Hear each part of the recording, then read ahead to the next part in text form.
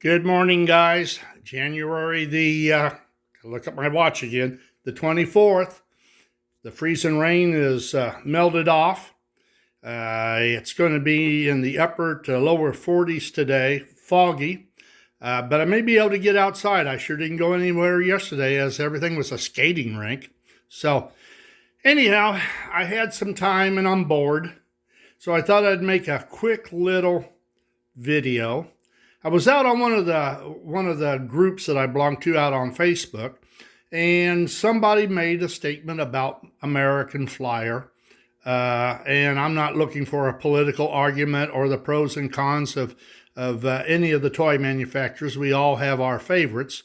But I thought what struck me the most was his statement was that American Flyer was ahead of the curve and they were extremely innovative. I've always looked at American Flyer as nothing more than the red-headed, big-footed son that you've got, and you have no idea really who the father is. I never thought that anything that American Flyer did was ahead of the curve. They made some nice stuff, but I saw no consistency with what they did like you have with Lionel. And what I'm getting at is my main argument on this is the doggone couplers. Now, I don't have any early Lionel O gauge.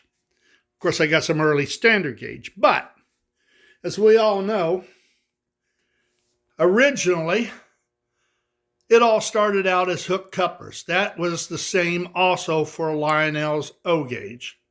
Then they went from hook couplers to latch couplers. Well, whoever decided to go with latch couplers knew that there was a whole world of hook couplers out there. So they invented and applied to the standard gauge a combo coupler, which gave you the opportunity to use not only the hook coupler cars, but the latch coupler cars. They did the same way with O gauge. I don't have any early O gauge hook. I never got into the really early stuff. But the 251 I've got here has got a set of combo couplers. So it will run with this, and then they later on invented the hooded coupler, which was nothing more than the latch coupler, and all this will hook together. So by a little bit of creative thinking, you can run all the cars that you ever bought. American Flyer, on the other hand, early on, of course, hook couplers. Then they went to the drop link coupler, and that was on the 3/16 and the bigger O gauge. And they went with what I call a knuckle coupler or a curly Q. It was just spring metal. I do not have any of that stuff. And of course, with the standard gauge, they went from hook to male-female. You cannot run the cars together that they created over the years, whereas you can with Lionel. So I don't see how this was an effective use of the toys. One thing about it, if you wanted new toys or new cars, you had to buy what they were currently producing because you sure as heck couldn't run your other stuff. But while I like American Flyer, and I got some American Flyer, I don't see them as the pinnacle of innovation at all. Marks is the same way.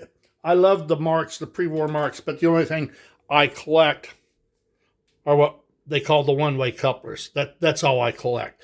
But I like those. But that's not exactly innovative either. If it doesn't face one way, you can't get it to hook up. Now, the reason I got this Flyer set up is, like I said in one of the other videos, you need to play with this stuff. Well, this is set on the shelf.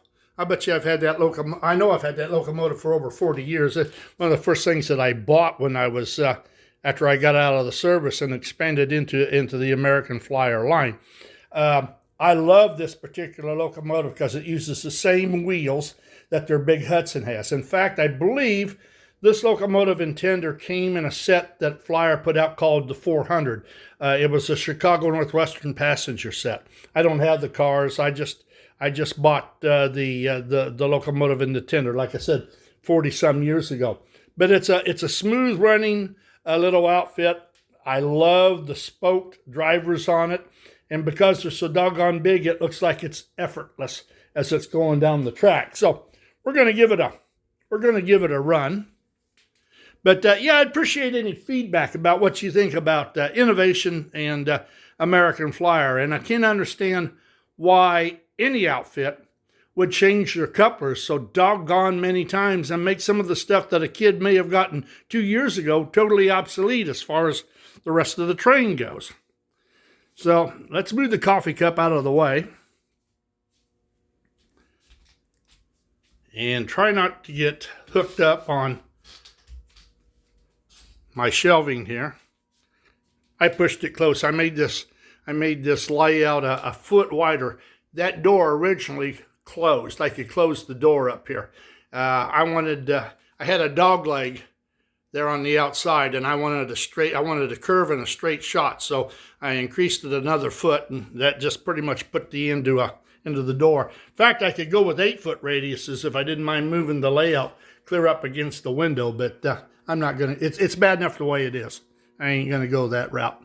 So here we go. This is a really nice little outfit.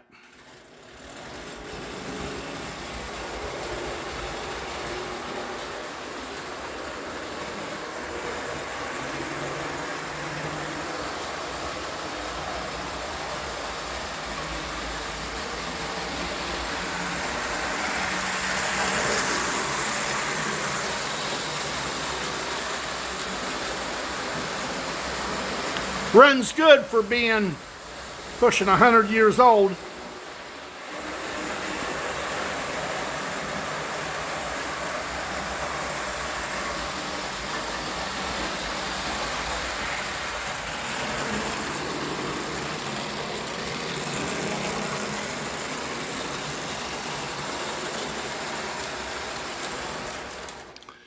Well, that's got it for today, guys. This is hump day.